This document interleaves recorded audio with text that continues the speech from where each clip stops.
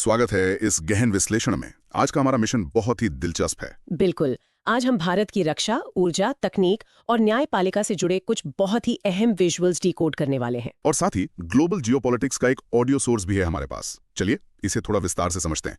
YouTube पर जो श्रोता हमें देख रहे हैं उनके लिए मैं पहली तस्वीर का दृश्य वर्णन कर देता हूँ। वो रक्षा कवच वाला मैप। हाँ। भारत के नक्शे पर एक रक्षा कवच मतलब एक शील्ड चमक रही है और मिसाइलें हवा में ही एक दूसरे को नष्ट कर रही हैं। और नीचे 1992 से लेकर आज तक के हैंडशेक और टेक ट्रांसफर की एक टाइमलाइन बनी है। जी। तो क्या ये प्रोजेक्ट मतलब इजराइल के आयरन डोम की तरह भारत का अपना रक्षा कवच है? ये एक बहुत आम गलतफहमी है। मतलब ये सिर्फ कोई ऑफ द शेल्फ खरीद नहीं है। अच्छा, तो फिर क्या है? 1992 में जो बस एक कूटनीतिक शुरुआत थी ना, वो अब टेक्नोलॉजिकल शिफ्ट में बदल गई है। टेक ट्रांसफर का सीधा सा मतलब है कि हम तकनीक सीख रहे हैं और उसे अपने स्वदेशी तंत्र में ढाल रहे हैं, ताकि भविष्य में किसी पर निर्भर न रहना पड़े। बिल्कुल सही। सही बात है। लेकिन यार, जब दुनिया में अस्थिरता होती है ना, तो सिर्फ मिसाइल डिफेंस काफी नहीं होता, ऊर्जा सुरक्षा भी उतनी ही जरूरी है। 100%। और यहीं पर वो ऑडियो सोर्स काम आता है। हाँ। अगर आपने वो YouTube ऑडियो सुना हो जिसमें ईरान के खार्क द्वीप का जिक्र है। हाँ, वो द्वीप जो उनकी अर्थव्यवस्था का क्राउन ज्वेल है। वही। ईरान का 90 से 95% तेल निर्यात यहीं से होता है और इसका 90% तो सीधा चीन जाता है। बाप रे। तो इसी अस्थिरता से बचने के लिए भारत में 1 लाख करोड़ रुपए का आर्थिक स्थिरता फंड बनाया है, और वो भी बिना अपना राजकोषीय घाटा बढ़ाए, जो अभी भी 4.4% पर स्थिर है। तो मतलब ये फंड कोई नया पैसा छाप कर नहीं बना है? नहीं, बिल्कुल नहीं। ये एक रणनीतिक बफर है ताकि ग्लोबल मार्केट में तेल के दाम बढ़े तो हमें सीधा झटका ना लगे। मतलब ये एक शॉक एब्जॉर्बर की तरह काम करेगा। जी बिल्कुल। समझ गया।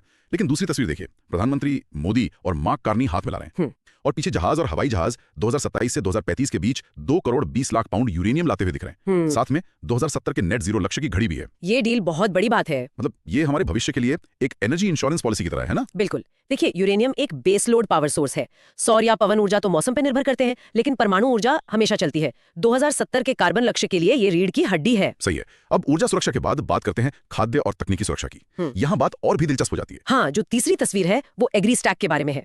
इसमें एक किसान स्मार्टफोन इस्तेमाल कर रहा है और यूपीआई क्यूआर कोड एक किसान आईडी में बदल रहा है। बिल्कुल। और वो जो बार ग्राफ है वो मार्च 2027 तक 11 करोड़ किसानों को जोड़ने का लक्ष्य दिखा रहा है। और तराजू पर 30 से 40 हजार करोड़ रुपए की सब्सिडी बचत तौली जा रही है। ये तो बहुत बड़ा नंबर है ना? जैसे यूपीआई ने पैसों के लेन देन से बिचौलियों को खत्म किया, वैसे ही यह सिस्टम खेती में करेगा। सारा डेटा जुड़ जाएगा तो फर्जी नाम हट जाएंगे और सब्सिडी सीधे सही व्यक्ति तक पहुंचेगी। और इतने बड़े तकनीकी विकास के लिए एक मजबूत लोकतंत्र भी तो चाहिए। चौथी तस्वीर देखिए, इसमें महाभियोग शब्द को क्रॉस किया गया है। हाँ, और प्रस्ताव पर सही का निशान है। बिल्कुल। इसमें 1954, 1966, 1987 और 2026 के 4 असफल प्रस्तावों की टाइमलाइन दी है। यहाँ ये तकनीकी अंतर समझना जरूरी है। स्पीकर को महाभियोग से नहीं हटाया जाता, वो सिर्फ राष्ट्रपति या जजों के लिए होता है। अच्छा, ये बहुत कम लोगों को पता होगा। हाँ, स्पीकर के लिए बस एक प्रस्ताव आता है और ये प्रस्तावों का बार बार खारिज होना दिखाता है कि राजनीतिक मतभेदों के बावजूद हमारे संस्थान बहुत स्थिर हैं। और जब संस्थान स्थिर होते हैं तभी समाज जटिल मुद्दों पर परिपक्व फैसले ले पाता है। यहाँ जो बात सबसे अधिक ध्यान खींचती है वो है 5वीं तस्वीर, ओबीसी क्रीमी लेयर वाली तस्वीर। हाँ, पैसों की गड्डियों पर क्रॉस लगा है। एक चेकलिस्ट है जिसमें माता पिता का पद, सामाजिक स्तर और संपत्ति शामिल है, और कोर्ट लिखा है कि जाति पिछड़ेपन का एकमात्र आधार नहीं है। न्यायपालिका का ये कदम बहुत बारीकी से लिया गया है। अब सिर्फ आय नहीं बल्कि बहुआयामी मूल्यांकन होगा। मतलब वे लोग ब्लैक एंड व्हाइट में नहीं सोच रहे हैं। बिल्कुल सही। ये बहुत प्रोग्रेसिव सोच है। और इसी से जुड़ा है छठी तस्वीर का मुद्दा, पैसिव यूथेनेशिया, 2026 का ऐतिहासिक हरीश केस। हाँ, ये बहुत भावुक और कानूनी तौर पर अहम है। तस्वीर में लाइफ सपोर्ट हटाने से प्राकृतिक मृत्यु को सही ठहराया गया है और अनुच्छेद 21 के तहत गरिमापूर्ण मृत्यु को मौलिक अधिकार बताया गया है। ये हमारे समाज की मैच्योरिटी दिखाता है। कानून अब जीवन को कृत्रिम रूप से खींचने के बजाय मानवीय गरिमा को चुन रहा है। तो अगर हम इन सबको एक फ्रेम में रखकर देखें, रक्षा कवच, तेल संकट, यूरेनियम, डिजिटल कृषि और ये कानूनी बदलाव, सो व्हाट?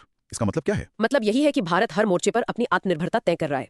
एक ऐसा ढांचा जो बाहरी झटकों को भी सहेगा और अंदरूनी बदलावों को भी अपनाएगा। बिल्कुल, आपने सही पकड़ा। सोचने वाली बात है। जब तकनीक और नए कानून हमें हमारी सीमाओं, ऊर्जा और यहाँ तक के जीवन मृत्यु पर इतना नियंत्रण दे रहे हैं, तो आगे क्या? क्या भविष्य में हमारी आजादी नीतियां तय करेंगी या फिर हमारी तकनीक?